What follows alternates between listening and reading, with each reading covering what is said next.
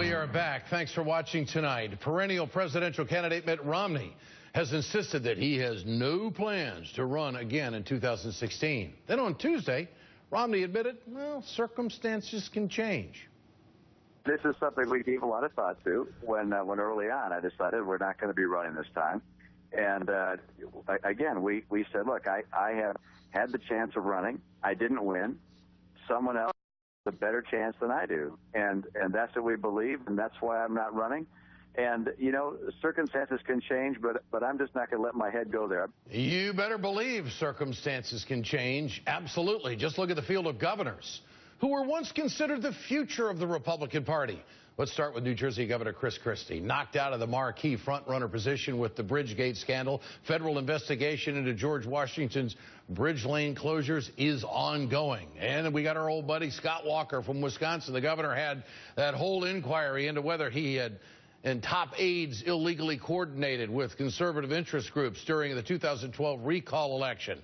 Then, of course, there's former governor from Virginia, Bob McDonnell, is battling a 14-count public corruption indictment. And speaking of indictments, not long ago, August 15th, good old Rick Perry from Texas became the first Texas governor to be indicted since 1917. So, yes, circumstances do change. Quite the lineup, isn't it? So exactly what kind of circumstances would convince Mitt Romney to get back in the ring? I've always also said that I thought if you thought you were the only guy who could win, you'd do it. Well, you know, let's say all the guys that were running all came together and said, hey, we've decided we can't do it.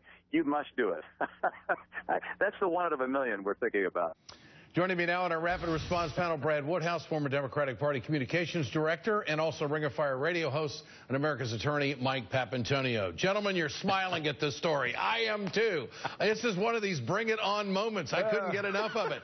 What's your response, Brad? I mean, is there truth in the possibility that circumstances can change, and could Mitt Romney resurrect the effort? What do you think? Ed, let me be the first on your show to offer my endorsement of Mitt Romney's candidacy for president. Look, I don't know if he'll run. I do think that the circumstances you laid out are exactly the circumstances that he's referring to. Mitt Romney is a calculating guy. It wasn't an accident that he said circumstances may change, and actually I think circumstances have changed. They have a field that is in trouble, that is weak, that is either under indictment or under investigation, or has offended some segment of the Tea Party.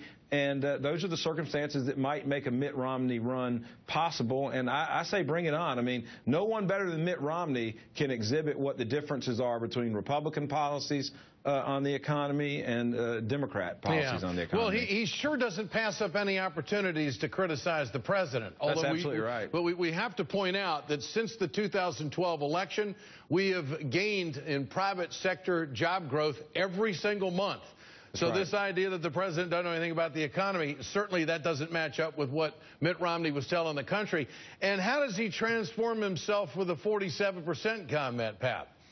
Now, there's no way to change circumstances.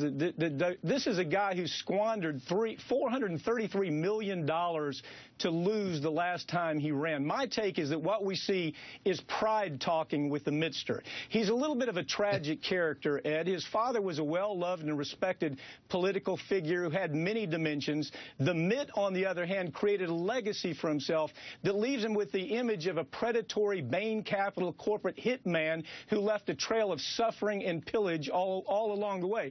If the ghost of Christmas, Ed, were to visit the Mitt, he'd remind Mitt of the tens of thousands of Americans who were laid off from their jobs because of Mitt's brutal vulture capitalism. He'd also be reminded that as a wildly rich Wall Streeter, he was worried more about mansions and jets, while the average American was worried about how to feed his family or how to send their children to college or how to pay 30% taxes while Mitt was paying 11%. So even if that is the GOP clown car starts looking with criminal trials, criminal indictments, probability of more criminal indictments, Mitt is a two-time campaign loser who is beyond meaningful rehabilitation. So there are no circumstances that I see that this guy's going to be in a race. Well, that's why Brad Woodhouse just endorsed him for all of what you just said. All right, but the folks who are having some legal issues and some political issues who we mentioned in the run-up to this piece, Brad, can they be rehabilitated in time to fix their reputations to make a successful run for the presidency? Well, look, I think it's possible. But, you know,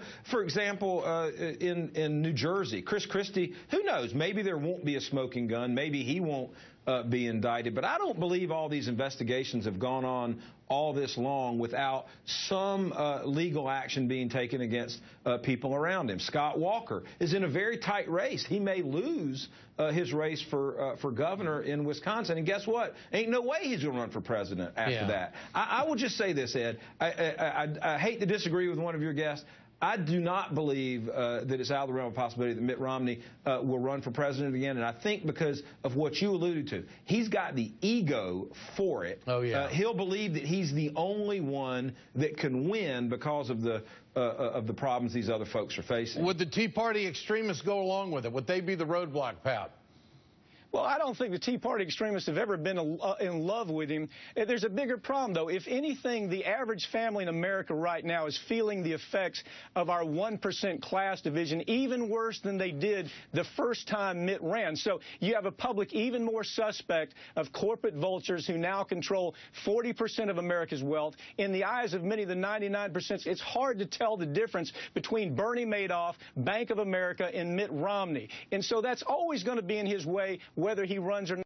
I would agree. I would love to see him run, but I don't believe it's ever going to happen. We still have the 47% tape. We can pull that thing out. He's going to have to edit that thing or come up with a new line to fix the folks out there who need a little bit of help out there in the economy. Great to have you with us, Brad Woodhouse, Mike Papantonio. Appreciate your